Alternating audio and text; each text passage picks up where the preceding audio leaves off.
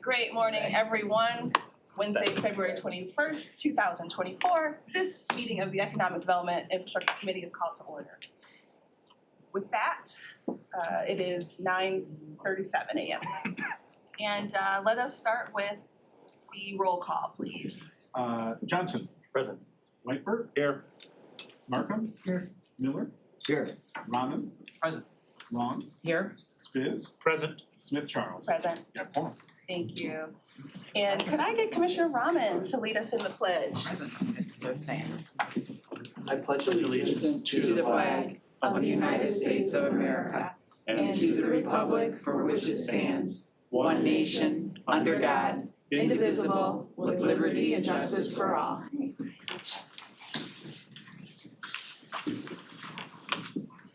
Thank you. Let us now go to item 4 on the agenda.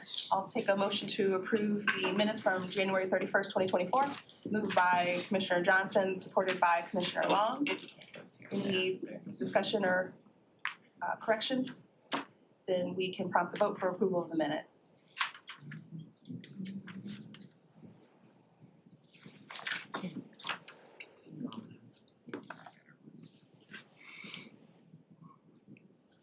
We have eight yeas, 0 nays. Great, that motion carries. Takes us to item 5 on the agenda, which is to approve it.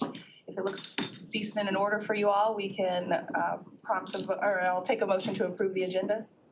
Moved by Rahman, supported by Johnson. Any discussion on the agenda?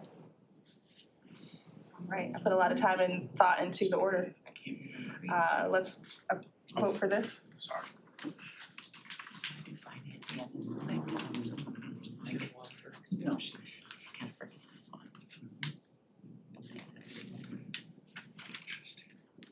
You got 8 yeas and 0 nays. Thank you, that motion carries. Takes us to item 6 on the agenda, our first public comment. I think maybe our first public comment. Is there anyone here who'd like to address this committee on items related to today's agenda? I'll just say I appreciate the order in which you set up the agenda. I see that. and I am here to appreciate it. serve. Is there anyone here from the public who'd like to address this committee? Seeing no folks walking to the front, I will go ahead and close public comment. Takes us to item 7, which is communications. We have 2 items under communications. First is the capital improvement program progress report, first quarter. Do we want to? We can receive and file them together unless you have a reason. We're good with receiving file together? I'll make a motion to receive and file A and B of communications. Thank you. And B was a letter from Lapeer County.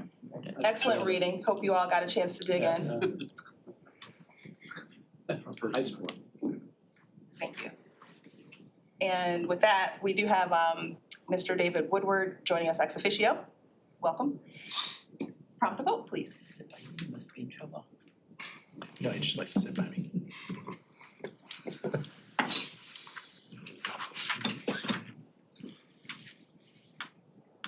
Yes.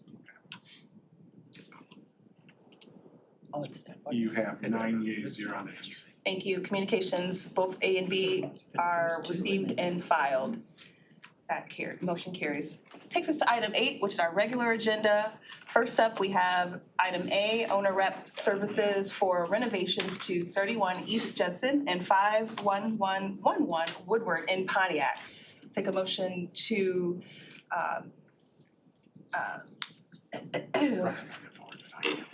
yes, to recommend and forward to finance. Is there a move? Thank you. Moved by Commissioner Markham and supported by Commissioner Johnson. Wonderful. I will ask Sean Carlson to come to the table, be a part of this discussion.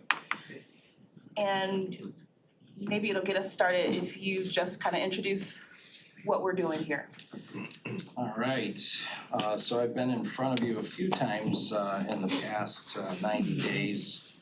Let me pass around just a bid synopsis. Do half and half here. Hopefully there's enough there. If not, you might have to make a few more. So that bid synopsis is just an outline of the project. So let me give a little bit of backdrop again.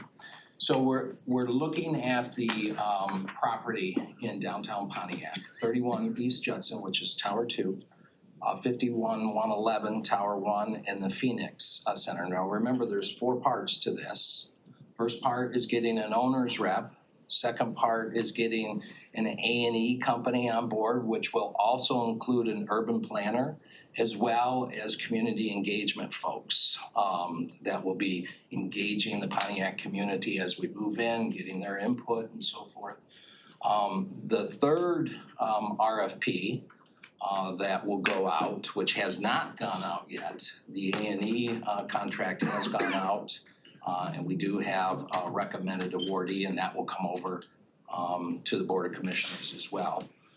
But the third one is the development, the property development in downtown Pontiac. So when we say property development, what are we saying? We're really talking about 51-111 Ottawa Tower 1. We're talking about the Phoenix Center Garage. We're talking about the vacant pieces of property that we purchased, which are south of 31 Judson. But we're also talking about the vacant property that would be the campus of the county down there as well. So, and if you recall, the Phoenix Center Garage footprint is really big. So I don't know if that's a technical word, but it's Transparent. It's We all get it. yeah, it's massive. So the footprint is very big. The property development, what we're hoping to get with the property development when we put that out on the street, we're hoping to get a vendor that bids on the demolition of the Phoenix Center Garage. We're hoping to get somebody that puts in a bid to put and establish a new parking garage. And we're hoping to also get some developers that are looking at these vacant pieces of property and saying, hey, we can also do this, or we can do that, or we may be interested in purchasing this building from you. We are, potentially looking at 51-111 in this RFP to see if somebody will purchase it. And the reason we say that is because in order for us to get brownfield transformational credits to remove the blighted area, now we can only remove the blighted area called the Phoenix Garage. We have nothing to do with Lot 9, which is also blighted, but those owners will have to take care of that on their own, and hopefully they will. But in order to qualify for that, we have to have a certain amount of tax base. If we own all that government property, that's hard to get it up to $12 million in regards to transformational. So that's why I mentioned that as well. And then the fourth thing is the construction management, the renovation of 31 Judson, which is the government building that we intend, that we are gonna move into. Okay, so those are the four. Those are the For four things. clarification, is that the building that the Gary Peters office is No, already in? It's that- the other building? It's the other building. Okay. It's the vacant building. Okay, gotcha. 51-111 is the one that Gary Peters is in, and predominantly 60% of state employees. Okay. Michigan Department of Health and Human Services, Lara has an office in there, but predominantly Michigan Department of Health and Human Services. So anyways, so those are the four projects. The project that we're in front of you today, and why we're in front of you today, is because we don't have an appropriation for this. And we agreed when Dave Coulter first came in here, it was worked out with the Board of Commissioners that any time that we do not have an appropriation that's part of the budget, we've got to come to the Board of Commissioners for approval of a bid that went out. And this falls in that category. And so that's why we're in front of you. The owner's rep, and this is important because you might hear from other vendors, well, hey, the owner's rep, typically sometime in the commercial sector, owner's reps are considered to be maybe the quarterback of the whole property development. That's not how we're using owner's rep in this particular situation. we're using owner's rep as basically compliance inspectors ensuring that the A&E, the architect and engineers, and the construction management people are doing their job and making sure that they're not having cost overruns, that they're staying on budget and on time. That is the responsibility of the owner's rep. Now, when I had a series of meetings, I think there was 8 altogether, Chairman Woodward was with me. We heard this concept from more than one developer out there because we wanted to hear and get feedback before we started putting things on the street. Many of them interpreted owner's rep as being the quarterback of the whole project. And we said that is not how we're using that definition. We're just using it as somebody who's responsible for the oversight of the construction management, the renovation, as well as the A&E that is going on in 31 Judson. So I think that that's a really important point of clarity here. So we went through this process, and you can see in the bid tabs, hopefully everybody got a copy. Apparently handed my copy out. But could I, Jay, can I grab yours just for a second? Oh, you got an extra one? Thank you so much. So this gives you a high level. I've been in front of you before and have shared similar information with you, but we had a pre-bid meeting. We had 30 attendees in 31 Judson. The bid due date, it went out on the street on 10/23. Or no, that was the pre-bid meeting. 10/16 was when the bid was released. It was actually due back on the 2nd. We extended it to ensure there was another vendor, wasn't sure whether they could meet the timeline or not. We want to err on caution side. We want as many vendors as possible to put in a bid, whether it's this project or any of our projects that are going out to bid. We believe in the public policy that competitive bidding drives down the price tag of government. And so that is why we will always err on the side of extending for another week, especially if they give good cause for an extension. So we in fact did do that. We received a total of 9 responsive bids. Is there a question? Oh, I'll wait till you get down there. It Okay. is a question. I guess since I interrupted, maybe I'll ask it. Who was on the evaluation committee? Myself, April, and Ed Joss. Okay, thank you.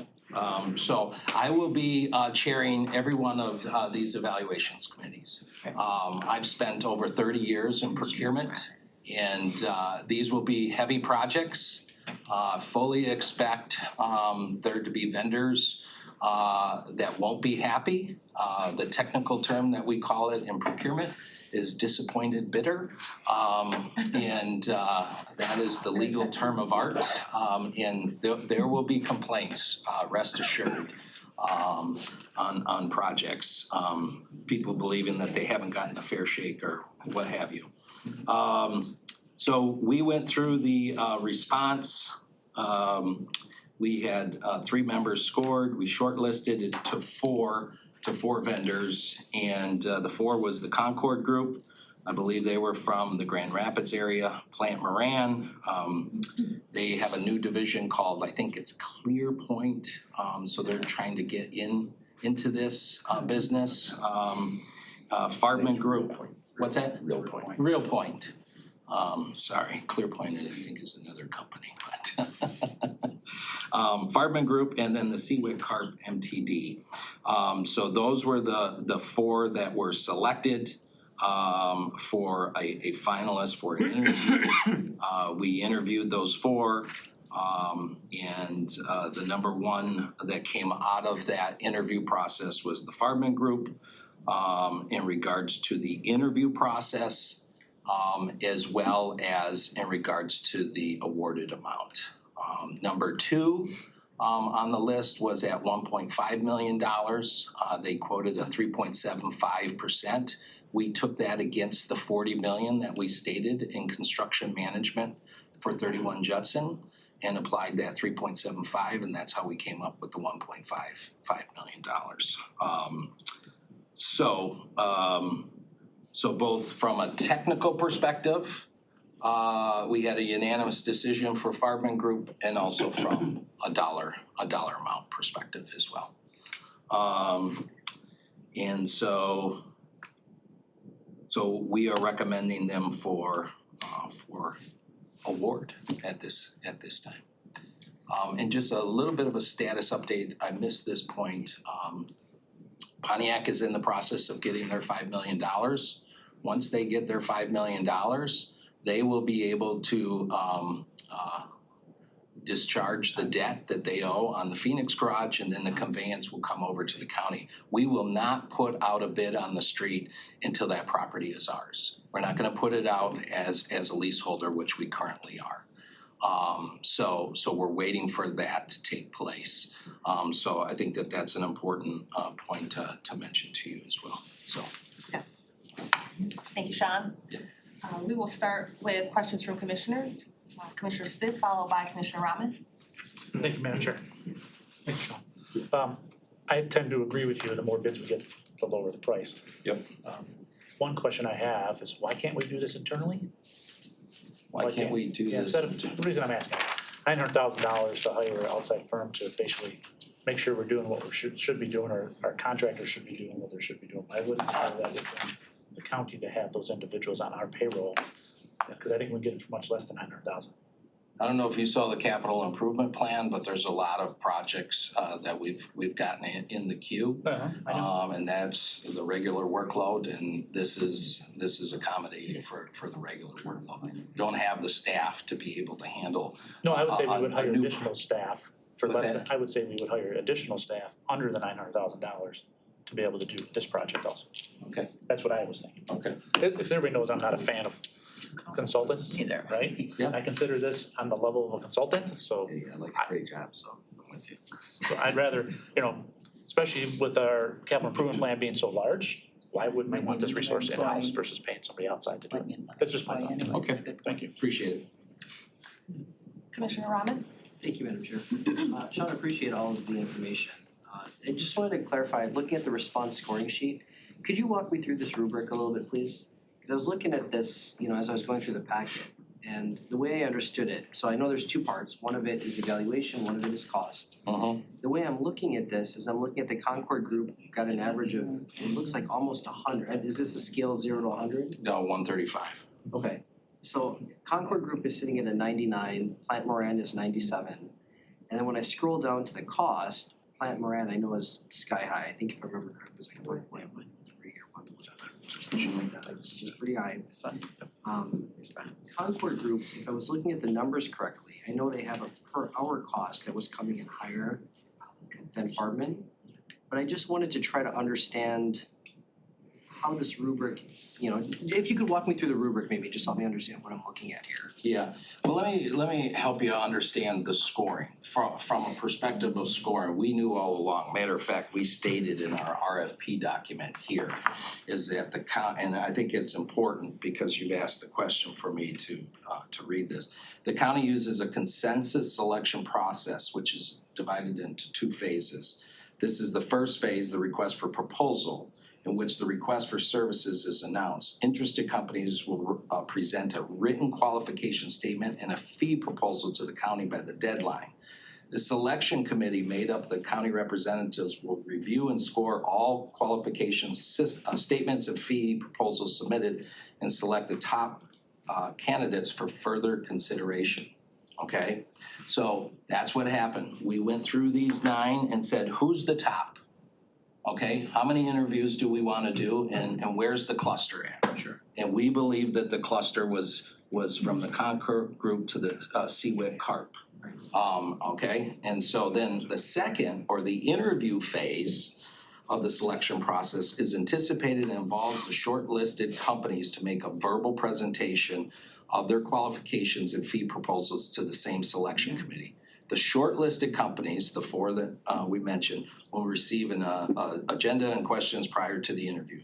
The interview often will lead to additional discussion generated from the question on the agenda. The committee will then select by consensus the bidder they will recommend to enter into contract negotiations. Okay, so yes, the Concord group scored better on the evaluation overall from a consensus perspective of the 3. That's an average score that's taken there. But in regards to the presentation, I believe, if I'm not mistaken, they were third, Yeah. yes. So, part of that was the junior status of the individual for the project manager. This is an important project to the county. Somebody who's only got 3 years under their belt, when a vendor comes to the table with that, that's gonna make all of us, which it did, scratch our head and say, how serious are you about doing business with us? They were also from Kent County, not to say that that was a disqualifier at all, but it is our preference on a project of this size to make sure that, you know, we've got a local company. Is the thought that, because I know Farming Group was very involved with the whole procurement and the whole initial stage of getting the property. Are we thinking Farming will continue to be most likely the company throughout, or I know we'll go through this process with multiple. So the Farben is currently has an agreement to manage 51-111, the property management, actually of both buildings right now. As a commercial real estate vendor that's managing tenants that are operating. That is the contract that we have with them. This contract is completely different in the fact that they now will be responsible for the oversight of the architect and engineers, as well as the different vendors that will be doing renovations in 31 Judson. So two separate arms of the same company. Got it. Yeah. Okay, perfect. Thank you. Okay. Thank you. Next is Commissioner Miller. Thank you, Madam Chair. The question is, I always have is, so this company, if approved, is going to help and assist in picking the construction and demo companies? They will be an advisor, Okay. yes. Those RFPs gonna go out later on, right? They'll go out later on. Okay. And it is our desire to have a couple members from the Board of Commissioners on there, as well as have advisors from the building trades on there as well. They're gonna follow the, our purchasing policy for contractors and subcontractors. Oh, yeah. Okay. Yeah. Thank you. Anything further from commissioners? I don't have any other names in the queue. Commissioner Johnson. Thank you very much, Madam Chair. Just, I don't speak this language, I'm trying to learn. Correct me if I'm wrong, you had previously told our committee, and thank you for being here. You previously told us that, and I'm probably wrong, like 4 weeks and less is considered like fait accompli bidding, and 4 weeks or more is considered actually open competitive bidding. That's my recollection, but I'm looking at this and it's a 2-week window. Originally amended to a 3-week window. Yeah, the bid release, we actually went out the previous week and announced that it was coming out. And we pulled that back, I believe it was on the 7th or the 8th, because there was another conversation that needed to take place, and then we put it back out on the street. So I feel comfortable with the fact, especially that we got 9 bids. We made the world know that something was coming out. Sure. But we needed to pull that back in-house. Okay. So I appreciate the question, and thank you for holding me accountable to my words. Well, I just wanna make sure I actually know what I'm talking about, okay. Yeah, no, you do know what you're talking about. Okay, well, thank you. 4 weeks, 4 weeks, it needs to be out on the street for 4 weeks. It really does. You know, project like an owner's rep, sometimes when you have certain qualifications, there's a notion or suggestion that it could be less than that. But my concern always is when we go 2 or 3 weeks on something, we're sending a message, whether we intend to or not, that you need not apply. We already know who we want, and we don't want that to happen in the county. And sometimes we'll even do that with incumbent vendors as well. You know, the incumbent vendor, hey, they've been doing a good job, and yeah, they have been doing a good job, but they need to bid like everybody else, and everybody else has to have a fair crack at it as well. No, I appreciate that. I think I'm good. Great. I mean, Commissioner Rodriguez. and 9 bids is a lot, that's responsive, right? Yes. You'd be leery if there's 2, if it was 2 or 3, Two. but 9 is. 2, I think we would have said, hey, we're gonna go back out on the street. And Farman Group, it's a very diversified company. They got different, it's not just like the real estate aspect management. They're And what gave us comfort too is the fact that, we had that pre-bid meeting. And not everybody that was there for the pre-bid meeting was necessarily there as a, for the purposes of being an owner's rep only. Some of them were there from the perspective of the A&E RFP that was coming out as well. But we had good representation. I believe there was at least 14 companies that were there that expressed an interest in being an owner's rep. And the fact that we got nine bids, I think, is really good. in doing the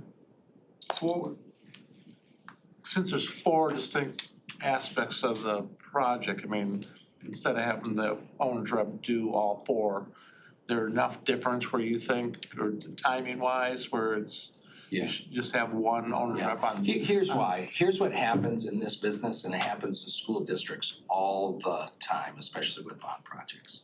What happens is Barton Mallow, Auk, Clark Construction, whoever the big guys are, they have a family. They have a family of bidders that do asphalt. Right.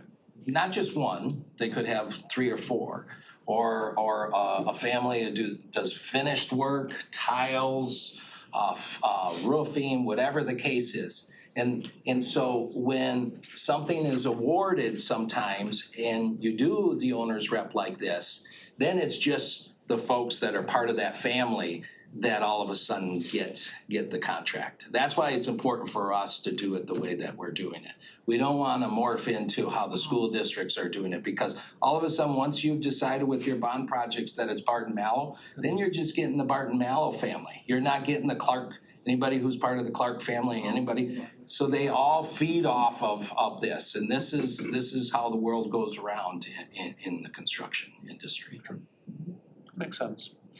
Thank you, Mr. Whiteberg. Commissioner, And it might, if we end up selling the bill, it might they might take different tracks, right? That's right. If That's we, right. and then you'd be tied in. if you- Yes. Okay, thanks. yes, Commissioner Markham? Yes, so the concept of a quarterback that you talked about, that's us, That's us. not, That's us. What will be really important is who that property development. They'll be working with the construction management, they'll be working with facilities and us as a team to decide. Because, I don't want to make it seem as if the construction management, 31 Judson, the facilities people have talked about this a lot. So I want to make sure that they know it's not lost on me. Is that we understand that the building that we're building, 31 Judson, isn't just by itself. The decor and what we're putting together needs to have a flow and a consistency as it's coming out onto the campus. So there needs to be an interface that takes place as well. But as it relates to the owner's rep, their responsibility is making sure that we stay on time and on budget with our A&E and our construction management. but the overall project belongs to us. Yes. And will continue to be driven by us. That's correct. All set, Commissioner Markham? That's it. Commissioner Rahman? Thank you. Sorry, one last question I forgot to ask. With all of this happening, do we know at this point who is moving? I know we've talked about this in different conversations. Have we identified which departments, for the planning process and everything that's involved? We have, and I'll go up to the cliff, and then I'm not gonna say too much more because employees haven't found out. I think our facilities team has done a great job, has recently shared a presentation with the executive leadership team in regards to, I think, north of 650 employees from the county to go down to that building. But things are still being hashed out and communication needs to take place with those different divisions. Have I said that correctly, Ed? Yeah, absolutely. Do we have a time frame for when disclosure and communication may be happening, or? I think I think we're talking the next 60 days, aren't we? Yeah. And just to reach out to the department heads. Okay. How quick we can move in depends upon how quick Pontiac pays off Yes. the debt. And I do want to make sure the questions are germane to the item before us. Go for it, Johnson. mine is not, but it's a follow-up to Commissioner Robbins. I just, This could get us way I know, out but of it's very simple. The prospectively affected departments might be notified within 60 days. When might the legislative body of the county government be notified? I think as soon as we're ready and there's an understanding by HR and facilities that we're gonna start to roll this out, to understand. We just wanna make sure that they're hearing it, from their HR folks and For sure. supervisors. So I think we can figure out what that timeline is to make sure that you guys are aware of that. Just briefed. And Sean is typically a text or phone call away for any of these Yes. types of questions as well. Commissioner Wyper. What, the timing on the 5 million? I mean, I know it's I out there. I thought that they were gonna pay it last week, so, but I think that's been more a byproduct of the state of Michigan not getting the funds. Yeah, and we haven't got our 50 million funds from them yet. So it's in the mail. Yeah, checks in the mail. I mean, no indication there's any hiccups. No, It's always a good one, checks in the mail. just regular There's a lot of government. checks to write. Move at the pace of government. All right, Commissioner Markham. Yeah, I don't know if it's germane or not, but through the rumor mill of public officials, it's been brought to my attention that there may be a homeless community that is using the parking structure as shelter. And I don't know if you've been made aware of that or if anybody's really looked into that, but I heard it from a reputable source, so I'll just raise that as something somebody needs to take a look at. I'll let and- the Farbman group know. I do know that they go through that parking lot. I believe it's on a daily basis, but I will check. It's not to suggest that somebody might not be laying their head under, against a concrete pillar, from 11 at night to 6 in the morning when they check again, but Just wanna Not be aware of it, sensitive yeah. to the fact that if that is an issue, we need to figure out how to yeah. those folks and solve that problem. Thank you, Commissioner. Thanks. Very important. As we wrap up this item and get ready to take our vote, I'll just mention a couple of things that came to mind. The bid meeting, the evaluations, the finalist interviews, I guess is what I'm talking about, with the three individuals that were there. I recognize that it's only been since 2018 that you and Coulter and others have been in place, so we're still building it while. 19, but it feels like 18. Oh, even shorter amount of time. Only feels like one extra year. And so it's not lost on me, sometimes things were done and historically done this way. But I find where, us 19 are certainly the public facing body of this county, and we're often the ones accosted at the Kroger, at the local, watering hole. And I just feel like there should be some conversation moving forward where a commissioner or two aren't necessarily there to ask questions, but from my time on the school board, when we would have our bargaining units negotiate, we would have a trustee sitting in as a observe and report. That person wasn't asking questions, they weren't involved in the interview in any way, but it gave the trustees a feeling of, hey, there's someone who could really listen, and then when we come back to the table, could say, oh yeah, absolutely, I think it was fully, done well and blah, blah, blah. So you would have less potential pushback on the interview. So just something for future reference as we continue to sharpen the saw. The other thing is. I'm gonna comment. Yes, go ahead. I mentioned earlier, I think on the next two RFPs that we are gonna extend an opportunity for two board of commissioners to sit on the evaluation committee. Now, my only concern about that you'll all have to figure out is if there is an appeal process that will put you in a certain situation. So if you are part of the evaluation, you may have to recuse yourself from a vote. Well, I certainly would like us to Could be, it's very So- chew on that a little bit more, where I don't envision, and again, you and the chairman have probably already talked about it, where the commissioners are actually a part of the panel. they're more like flies on the wall where Yeah, there's no problem with that, Yeah. but Okay. this is a big project and I think it's important that we all walk lockstep. And you said this is a big project. I wrote down BFD because this does seem like a BFD, and I am allergic to monopolies and want to make sure that there's no implication or just as a layperson walking down the street, oh, Farbin this, Farbin that. Yeah. So just being mindful and sensitive to that. For that process. And then finally, I stated this back on Cinco de Mayo when, Andy was here before, just to, Was that a good second of I don't Listen. remember. That was Friday afternoon.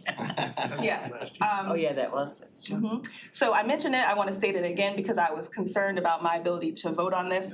But I did receive a donation from the president of Farbin for my campaign last time, and checked with legal very briefly where since I'm not signing the contract, I'm voting on appropriating. I think there's a bit of distinction there. So I am going to vote today on this. I just wanted to make sure that that was made clear. Boy, if that was the case to get all of you to back off of this, I mean, people would be making donations all the time. We would've got 9 different donations. It's like to be above But board. that mic is on. I know. So seeing no, any of my colleagues want me not to vote on this, I will acknowledge you now. But other than that, that's my only, that was just something sitting over that I wanted to make sure to bring up, so. I want to make this comment, and I think it's important. One of the things that we've tried to be purposeful is operationalizing diversity, equity, and inclusion. It is one of the goals, one of the 7 goals of many goals that this project highlights. But I want to point out to the fact that it was part of our interview process. Matter of fact, one of the questions that we asked is in the presentation was describe your firm's commitment to diversity, equity, and inclusion. We also asked it in the application as well. And we provided 15 points out of 135 points, or it might have been 20 points actually. So I'm just saying that this is how, they're not just words for us. This is how we're walking this out in the administration. Thank you, Sean. Appreciate you being here in person. Let's go ahead and prompt the vote on item 8A. Spent a lot that year. Phil's happy today.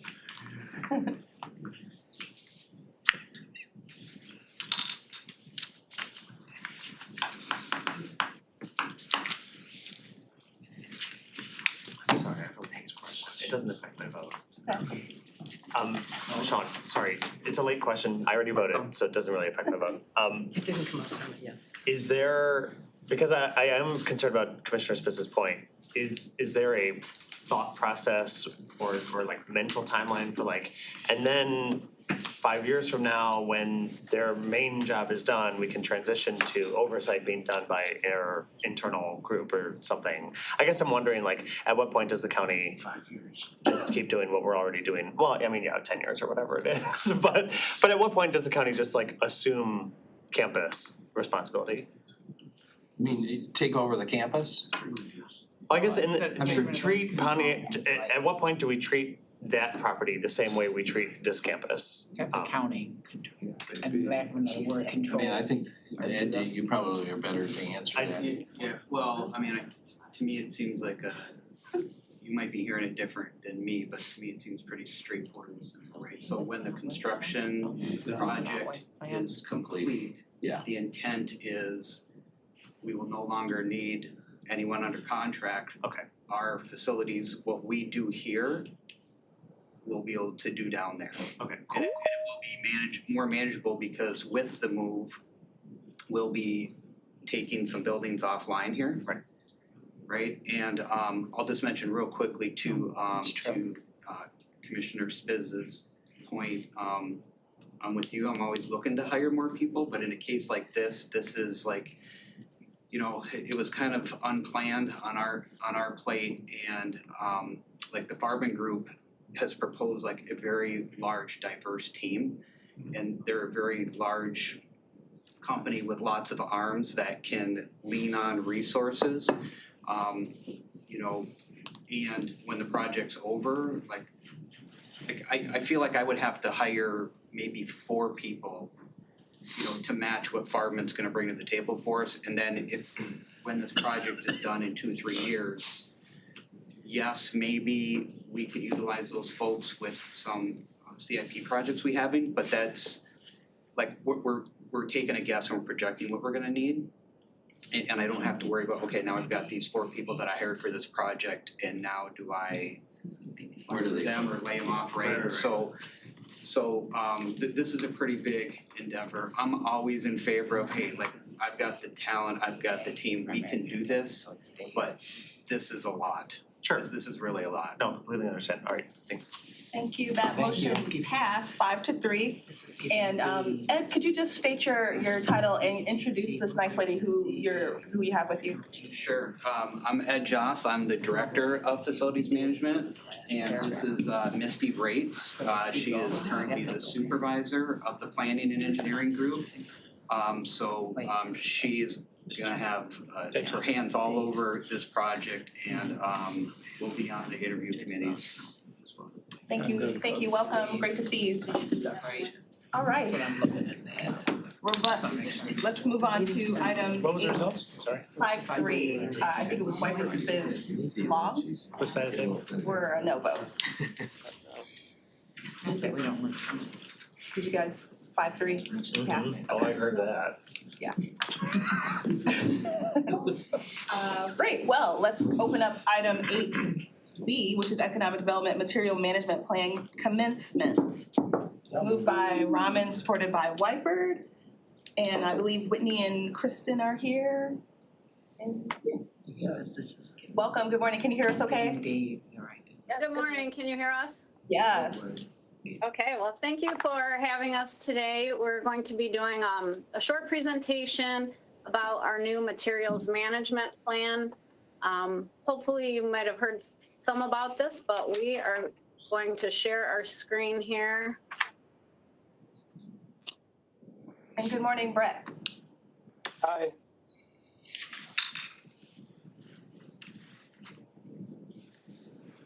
Okay, do you Hit share.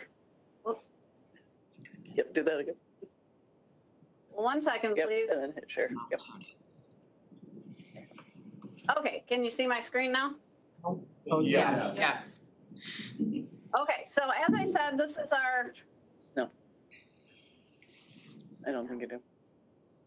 Oh, we can see it. okay, so this is an introduction to our materials management plan.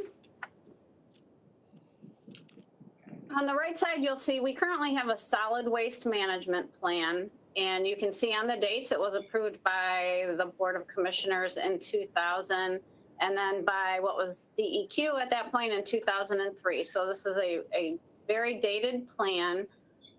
It's a state mandated plan that we have this, but now we're going to be replacing this plan with a materials management plan. The major focus of the existing solid waste management plans were to make sure that we had enough disposal capacity for all of the waste generated in the county for a period of time.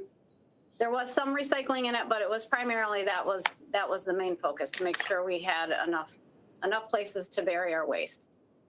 The last amendment to the plan was made in 2014, and that was just for one specific facility. So there hasn't been a lot done with this plan over the last 20 years. There is a solid waste planning committee that we have kept current, even though they haven't been, we haven't met and they haven't had a lot to do with this plan. We have had that committee in place. And this solid waste management plan will remain in place until our new plan is developed and approved. So in late 2022, the Michigan legislature made changes to Public Act 451, Part 115, which is the solid waste management portion of that act. As part of that, it requires that each county will have a materials management plan that will replace the solid waste management plan. This on the right, the graph, is the preferred method of disposal. So you can see it's shifting the emphasis from disposal capacity to really utilizing the materials to their best and full capacity. and landfilling as a last resort. So looking at reducing, reusing, repurposing, recycling, recovering, and then landfill disposal. As we knew that this was probably going to be, this change was going to be made, over the last couple of years, there have been several efforts that we've been involved in through the state Department of Environment, Great Lakes, and Energy. The project on the left was what they called the Mega Data Project. They hired a consultant and really did their best to get an inventory of what types of facilities are currently in place, what communities are offering what kind of services, and this was done for each county in the state, just really to get the landscape kind of where we're at to be able to utilize that moving forward as we write this plan. Another effort that took place was a county engagement program. SEMCOG was the one who oversaw that, and so all 7 of the SEMCOG counties, along with Lenawee County, met, and we used the Mega Data Project, and then we tried to fill in, and really we discussed how we were going to move forward as these plans were developed. We're all kind of in the same boat. It's very new, and there's a lot to it, and so it's really been a good relationship in this group to, again, just to have our relationship, to continue working together. And SEMCOG has agreed to continue facilitating that group as we move on. So the Eagle director called officially for the counties to initiate the materials management plan process as of January 8th of this year. That triggered a 180-day time frame where we have quite a few administrative tasks that have to be done. And this will be prior to us actually writing content of this plan. This is just kind of getting everything established administratively, who's responsible for what, and that's kind of why we're here today. So by July 6th, the county has to file a notice of intent that, yes, we plan to write our plan. We do have the option of a single county or a multi-county plan. And there have been a lot of discussions about that in that SEMCOG group, as I was talking about. We've all realized that there is a lot of value in working together for many aspects of the plan. However, we feel it's best to submit our own county plan, a single county plan. That way we can create all of our goals and objectives to best meet the needs of our residents, our businesses, our communities. And I'll talk about the Materials Management Planning Committee in a minute, but if we were to do a multi-county plan, it would be one committee. So our representation on that committee might be watered down a little bit depending on who actually gets appointed to that committee. So once we file that notice of intent by July 6th, that triggers a 36-month timeline to complete the plan.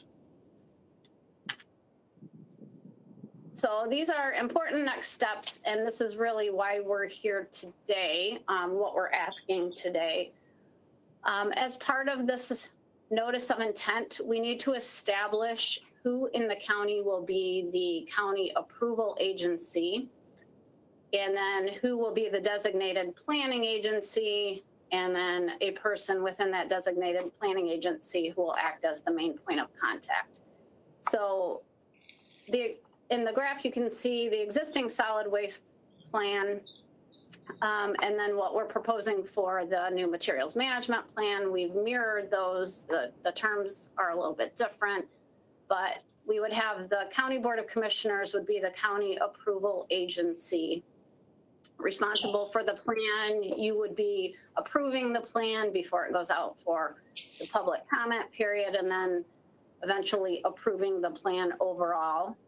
The designated planning agency is the office of the county executive. We do have a letter from Executive Coulter stating that that office is willing to accept that responsibility and this setup.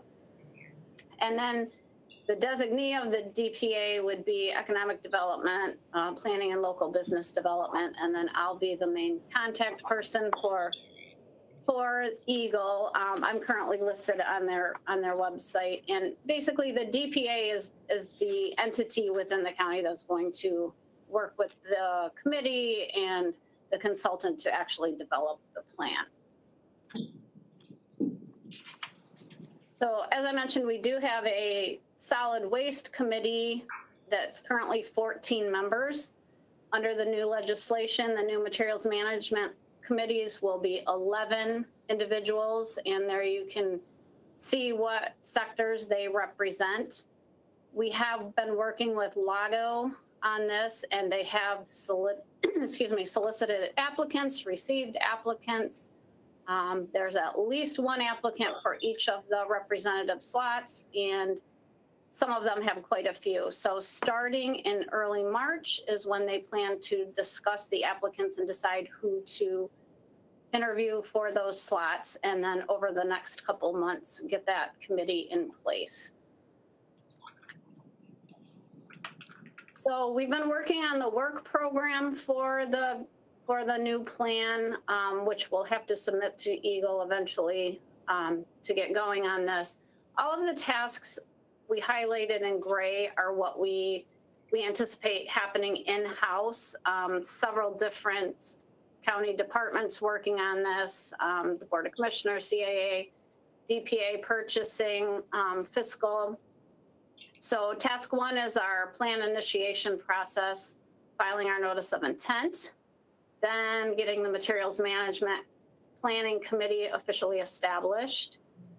Project administration, there's a lot behind the scenes of reaching out to all of the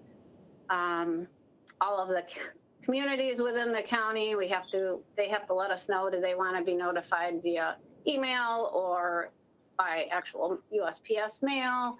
A lot of things that need to get in place behind the scenes. There is a materials management planning grant that I'll get to in a minute. So we'll need to establish the counts and what we need to do for that grant.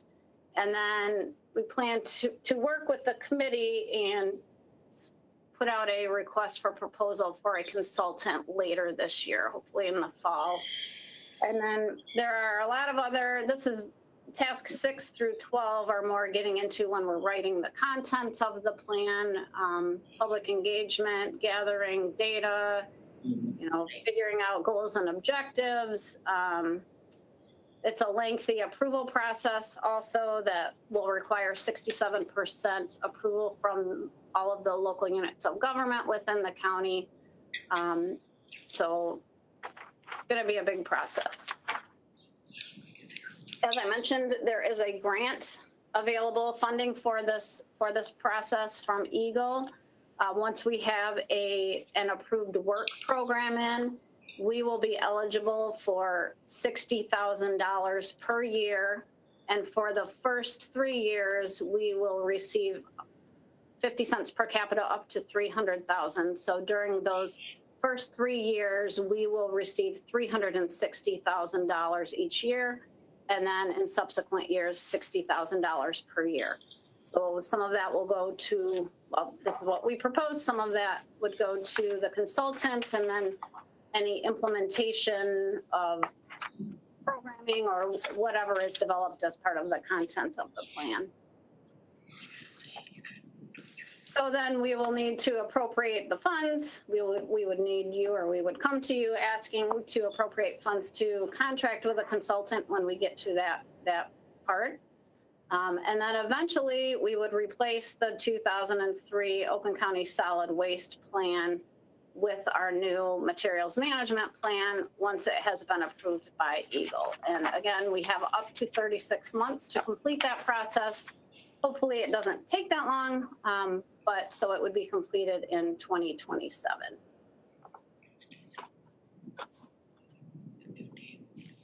How do I get out of here? Thank you. Very comprehensive PPT. So what we're asking today. Yes.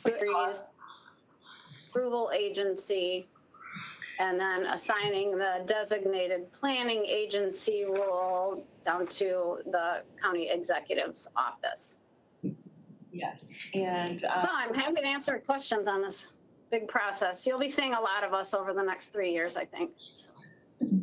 thank you for that. Commissioner I Whiteford. mean, this is state mandate, we have to do this, and Sorry, the format's gonna follow the solid waste management plan, right? I mean, it looks like it's, as far as setup. Yeah, so Eagle is working on a new plan format, so hopefully that, I think that's in their review process, so hopefully that will be available to us soon. But yes, it is a state mandated plan. So yes. And well, wait a second, Brian. And that Eagle money, I mean, was that part of the legislation? Or is that something Eagles put together to? The grant money, was that, they actually have funded this mandate? This was through the Renew Michigan funding. I think that was put in place the year or two before this, but that's where this grant funding comes from, yes. Okay, all right, thank you. Sorry, I interrupted you, Brett. I was just going to say, Commissioner, the role of the Board of Commissioners and the committee and the county executive's office, that is the same as the previous solid waste plan, but the content of the plan will be much different because it's removing the focus on disposal and turning the focus on to recycling and reuse. So No, structure the same, content greatly different than the current plan. No, I saw that. I mean, 25 years. I saw that, so, thank you. Commissioner Markham, followed by Spiz. Thank you, Madam Chair. So, first of all, I'm really glad to see we're moving in this direction, formally at the state level and also at the county. So, as I understand what you said, then we are going to deny Lapeer County that we want to join with them. Their letter is in our communications that they were asking us to create a joint MMP, and you're saying we only want to keep it within Oakland County, so we would be declining that request from them. Is that correct? Yes, and I failed to mention that is a requirement of this new legislation that you reach out to every adjacent county asking if they would like to prepare a multi-county plan. So again, we're happy to work. We feel like there's a lot of value in, approaching things as far as inventory and facilities regionally, but we want our own plan. So actually, after this happens, we will also be sending out letters to all of the adjacent counties because that's one of the requirements of the legislation. So yes, so you will probably be seeing more of those letters from Wayne, Washtenaw, Livingston, and Macomb counties as well. So we're all sending letters to each other saying, do you want to partner up? But fundamentally, Oakland County is saying we want to stay ourselves, at least for the foreseeable future. Yes, and we've had plenty of conversations about how that doesn't necessarily make a lot of sense, but yes, that is how it's written. Well, I'm all for regional cooperation on things that cross borders and are similar issues like water quality. I look at waste disposal as something else. I saw an article just recently that we're trying to raise landfill fees to discourage Canada from bringing their solid waste over. So I think all these moves are in the right direction. I don't like necessarily operating as an island as we're trying to move forward on these bigger topics that I consider more regional or, well, certainly regional at the very least in nature. So I will support this, but I would like us to continue having those conversations with Wayne, Washtenaw, Macomb especially. How are we working together on all of this? So I'll support it, but I'm not 100% in favor of being by ourselves in this. So thank you, Madam Chair. You're welcome. Yeah. Commissioner Spitz? Thank you, Madam Chair. Going to the funding stream. for the first 3 years, it's roughly $360,000. But in the next, if you go back to the presentation, I think the next one says each year after that was 60,000. Is that, how long is that for? Is that into perpetuity or does it have an end date on that 60,000 per year? I'm not aware of an end date, so I guess I would have to find a final answer to that, because I'm not entirely sure. There is no end date explicitly stated, Right. Commissioner, so. Okay, we thank have you. the same question. Which then drives to my second comment slash question. If you guys were listening to my earlier comments, and if you've been to meetings with me in the past, you know I'm not a fan of consultants. Not a fan at all. So if we're gonna have $60,000 per year, do we expect to have that consultant out that same duration of time, or is it only up front? Just to help us get going, then we're gonna kick them out. I foresee the consultant helping us to write the plan, maybe getting it through the approval process, but yes, then the consultant is finished. Yes. And my third question is more towards the finance chair. From a budgetary standpoint, how do we allocate these funds that are gonna continue coming going forward? Is it gonna be a separate line item we're gonna do for this? Or it's more of a comment, something to think about in the future. Yeah. When we get towards budget time, but something we need to figure out how to do it. But along with Commissioner Markham's comments, you know, I'm gonna support this. I'm really intrigued to where this goes. You know, I'm glad to see that we're gonna start doing, actually, hopefully, I'm gonna say hopefully, which I don't like to use that word too often, because it usually doesn't mean anything really happens, that we actually start to use recycling like we should be using recycling versus pretending we're using recycling and nobody's actually doing it. So I'm intrigued where this is gonna go. Thank you. Thank you, Commissioner. Yeah, someone who grew up with reduce, reuse, recycle, it was nice to see additional Rs there, repurpose, which is kind of like reuse to me, but I won't split hairs.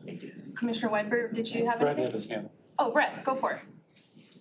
Thank you, Madam Chair. I would like to add in response to Commissioner Spiz that the current / previous plan was prepared and staffed by its own division of county government with its own manager, and this has been a function that has been absorbed within my area. So this was at one time a completely separate division with dedicated staff to manage this function. So I imagine that'll be continuing in-house. We'll just have to see what kind of resources we have to manage it. Thank you. Good to know. And I guess just one point of clarification too. So if the Board of Commissioners accepts the county approval agency, those grant funds go to the CAA. So those would be under the purview of the Board of Commissioners if this resolution is passed. And then we would like to preserve as much of that the initial $360,000 for the first 3 years. It's each year you get $360,000 for the first 3. But we'd like to preserve as much of that for implementation of the plan after the plan is approved. So that is our intent. Understand. Less consultant, more implementation.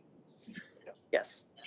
Like to see the heads. Yeah, Thank you, Commissioners. I think those are all of the ones I had so far. So we can go ahead and prompt the vote on this item. 8B.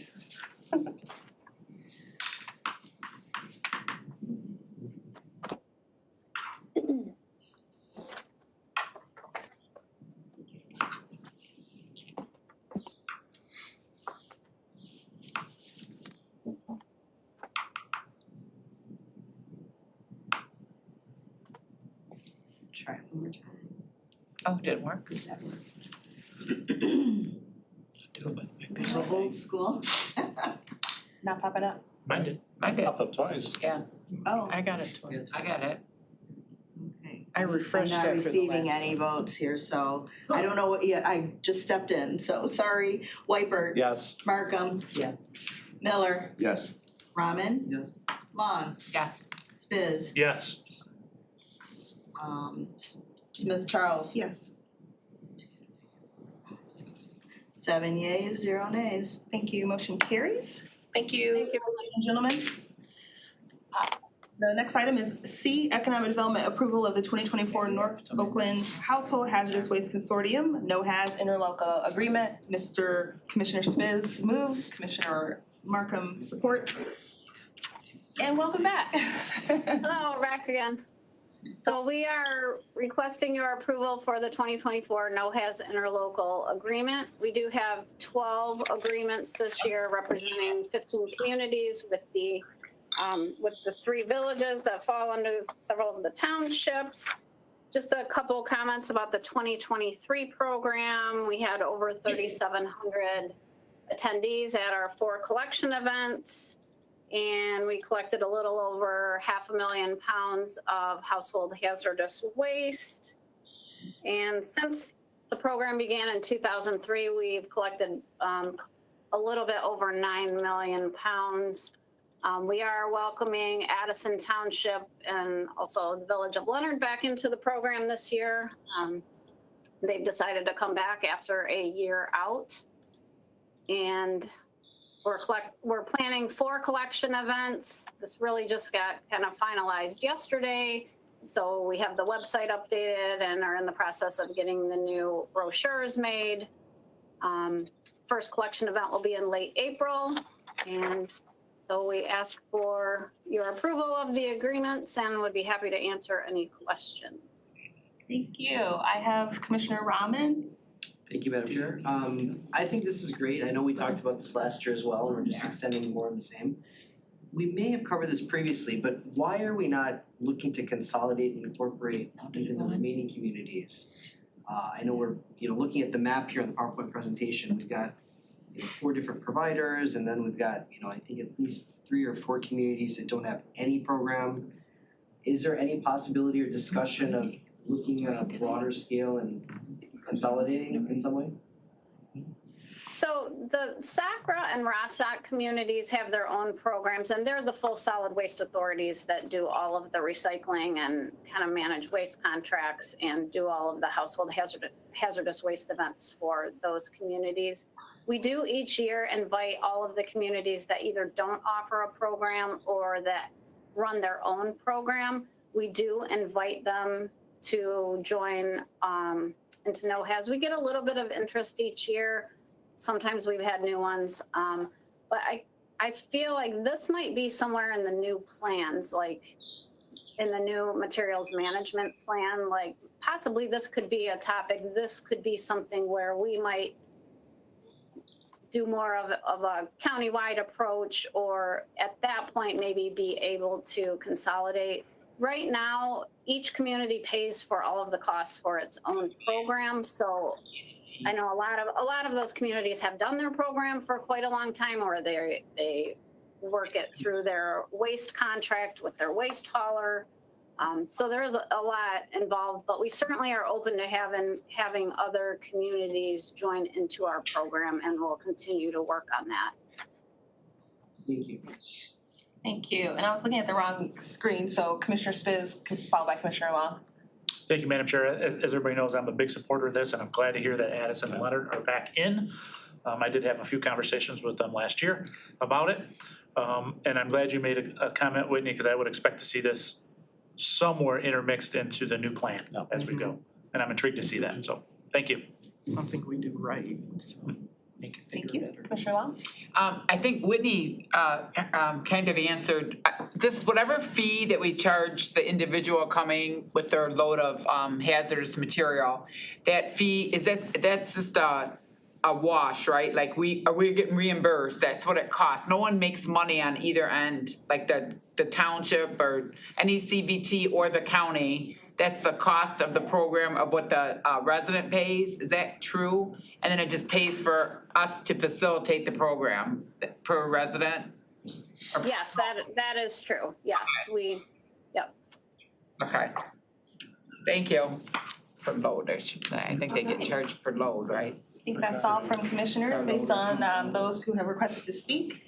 And we can go ahead and prompt the vote on this item, which is 8C. It's no one makes money in it. It's a wash, I think, right? The funding. Some communities pay for it, some. Yeah. Okay, Markham, Yes. Miller, Yes. Rahman, Yes. 8 yeas, 0 nays. Oh, she didn't get some. Thank you. That motion carries. Wonderful. And thank you again. Thank you. Thank you. I'll take a motion to open in item 8D, which is a recommendation to the board. Water Resources Commissioner create 2 cross-connection inspector 3 positions within the office of the Water Resource Commissioner's cross-connection unit. I'll take a motion to recommend to the board. Commissioner Miller the third and Commissioner Whitebird. Thank you so much for being here through all of this. The floor is yours. Thank you. I do enjoy staying for the full meetings. I always learn a lot. So thanks for having me this morning. Yes, Commissioner Nash and team were requesting 2 additional positions on our cross-connection unit. So these folks are responsible for mostly sampling all of the water quality of our distribution systems throughout the county and our well houses to make sure that there's no backflow instances and that we have a quality water supply. So it's a very important unit within WRC. The IBW represented classifications here are the job descriptions were not reflective of what the employees were actually doing. So we created 3 new job descriptions called WRC Cross Connection Inspector 1, 2, and 3. And the reason we're requesting the positions to all be 3s is so that there is a career path, so that people who are coming into these positions as they get on the job experience and earn their licensing with the state, they can be automatically promoted and, see a long future at the WRC. So we did upwardly reclassify the positions that we have to the same thing, and we just need 2 additional positions to complete our team. All right, first up is Commissioner Long, followed by Commissioner Miller. Okay, so my question is, for the 2 positions, the total cost is $186,331. I think I found that right. And coming from special revenue, is that special revenue the water and sewer trust fund where the monies are coming from? That is correct, yes. Okay, that's my question. Thank you. Commissioner Miller. Thank you, Madam Chair.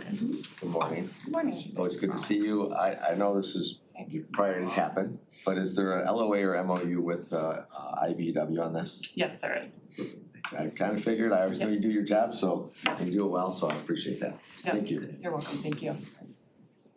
Excellent. Thank you, Commissioner Miller. Commissioner Spitz. Thank you, Madam Chair. Good to see you again. You too. Thank you. Following up on Commissioner Long's question, if it's coming out of the trust fund, is that sustainable? How long is that? Yeah, the fund balance is healthy with the revenues that we receive. So it's billed to our drain equipment fund and then allocated out to the communities that we serve. So it will not impact any of our local communities. All right, so Pay for the position. any of the local communities, will they see an increase in their rates, or you don't think so? They will not. They will not, okay. Thank you. Thank you. All right, let me just check one more time. Miller, you're already good. That's, yeah. Okay. Then let us prompt the vote, regular agenda item 8D.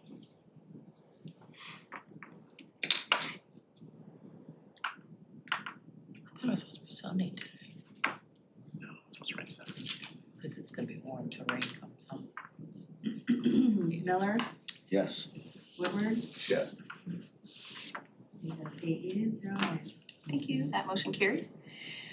Next is item 8E, Water Resource Commissioner Sewer Operation and Maintenance Agreement with the City of Lathrop Village. This is a recommendation to the board. And it's moved by Whitebird, supported by Mr. Spiz. Thank you. Kelsey, over to you. Thank you again. So this is really a housekeeping matter in a way because the City of Lathrop Village actually signed this operation and maintenance agreement back in September of 2022. When we were doing our audit of our legal agreements, we realized that we had not taken it to the Board of Commissioners for approval. So fortunately, we have been working very well with the City of Lathrop Village, operating their sanitary retention tank for many years. Before this contract, there was a contract in place from 2019. This contract just updated 2 aspects of the agreement. And so we wanted to obviously bring it to the board to get the proper approval. Yes.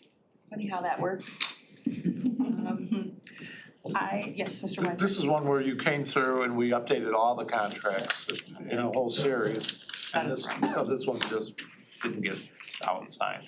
Correct, yes, we updated this and actually was approved in 2019, and then we added 2 additional provisions to it to be able to work collaboratively, and another thing about submitting permits to the state, and so it's just a minor update, but it is reflective of all of our other operation and maintenance agreements. Thank you. Thank you. Seeing no other questions, Commissioner Markham? I thought I requested. I know, that's all right. I just have one quick comment, and that is, you said you found this in an audit. Good for audits. Yes. Seriously, I'm glad. I mean, it's a little thing and we're gonna go ahead and approve it, but I'm glad you found it. And that tells me you do audits and that somebody's looking, and that's a good thing, so. That's all, that's my only comment. Finance. Awesome, thank you. I believe that's everyone, and we can go ahead and prompt the vote. Wasn't that big white? Oh, that's about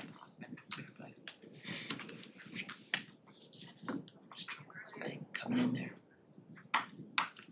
Get 9 this time. This is weird. I keep refreshing every time. It depends. Did mine come through? Yep, Long, Yes. Woodward, Yes. It's the first one I didn't get, you know, I just refresh, I'll hopefully find it. you have 8 yeas, 0 nays. Thank you, that motion carried. Thank you so much. This is Thank you. random. Kelsey's awesome, I didn't work, you know? All right, that takes us to item 9, which is public comment. 3 minutes maximum per speaker on any topic. Speak for 3 minutes. Seeing no one coming to speak during public comment, I will close public comment. And in regards to other business, just to briefly say that at NACO Legislative, I found lots of exciting economic development, infrastructure related contacts at the little thing they had that, I guess it was that Tuesday.